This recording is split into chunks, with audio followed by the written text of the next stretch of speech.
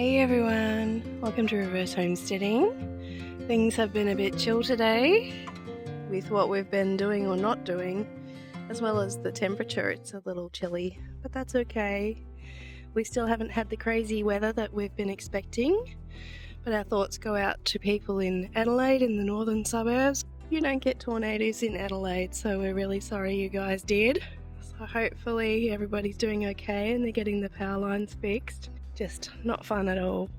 But today I thought I would prepare my plants again for if we do get the windy weather.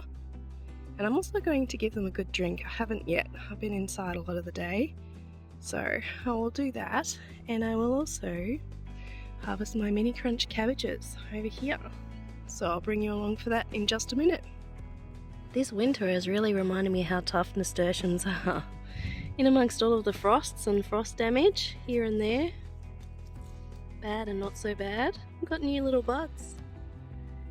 So they still know it's spring in a couple of days. Here in Australia we have spring on the 1st of the month, not the 21st. But yeah, so these little original flowers are getting a bit spent, but there'll be lots more to make up for them. And yeah, I was a bit late taking this out of the fence, so it'll be growing through the fence. How well. I had been keeping you up to date if you had been watching Reverse Homesteading recently about the frost or no frost and that sort of thing. The last couple of days I haven't been all that well, so I haven't been putting the frost covers on because they said it would only get down to about 8 degrees Celsius. But I can see that there's been some cold damage. I don't think it's actual frost damage, but the plants are not happy that we're under a frost cover. That's my lemon balm. Borage is fine. Got a little bit squished when I was putting my plants down. You may have noticed in my video doing that. But it seems to be fine now. It's pretty happy. But my mango is not so happy. Didn't look like that a couple of days ago.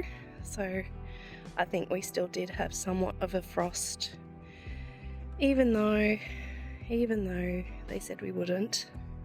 But when you're unwell you can't do everything, and I don't believe in making my hubby do every single thing I do in my garden just because I do. But anyway, I'll put the frost covers on soon because it looks like the sun has gone for the day. But yeah, citrus is not all that happy, but we'll be fine. These are my Mini Crunch Cabbages. Nearly called them lettuces. So I've been growing these because they don't take up as much space as a big cabbage, and there are only 2 of us at home, so it's just a little mini version. So once it's pretty firm to the touch, it's a decent size for a mini variety, and you can see a bit of pink, purple here. That's when it's ready to go. Some people leave it until the top splits open a little bit, but I don't want the pests to get in there before I can. This one is the same, but still pretty wee. It's still not huge, so I might leave it a few more days and see if it keeps growing, but I will harvest this one. So I'll just take a couple of lower leaves that I don't need off so I can see what I'm doing.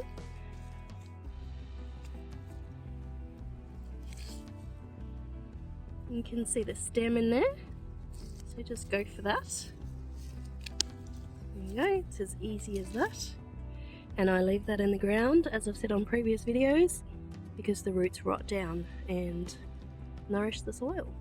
Always good to have a look for pests when you harvest something.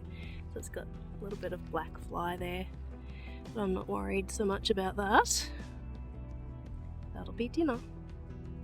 And we have all of these lovely ones about to start heading up. That one's starting.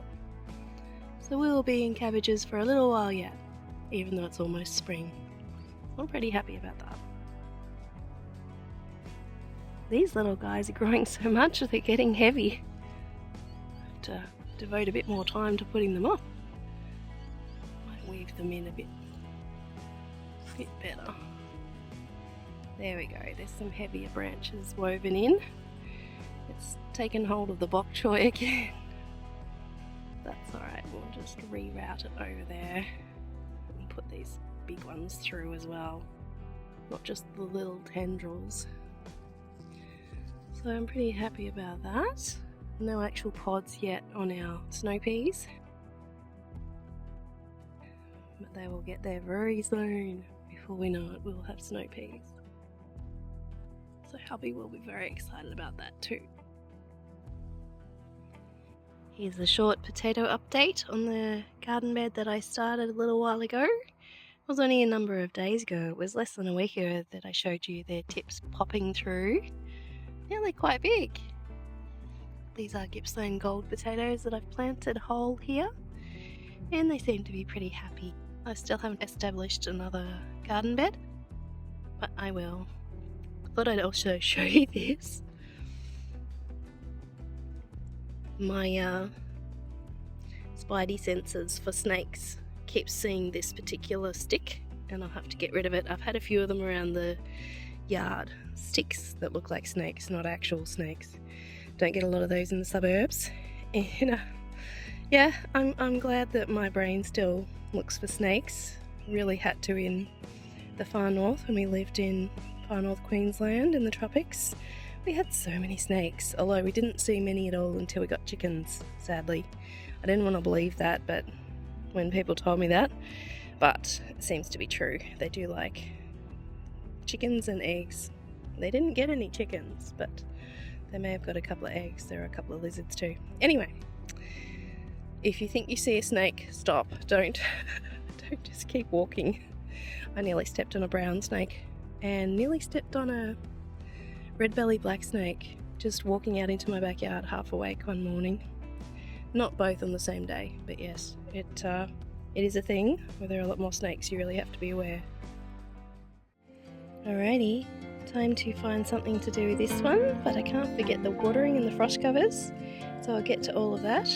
Hope you're having fun in your garden. Thanks for watching. See you next time.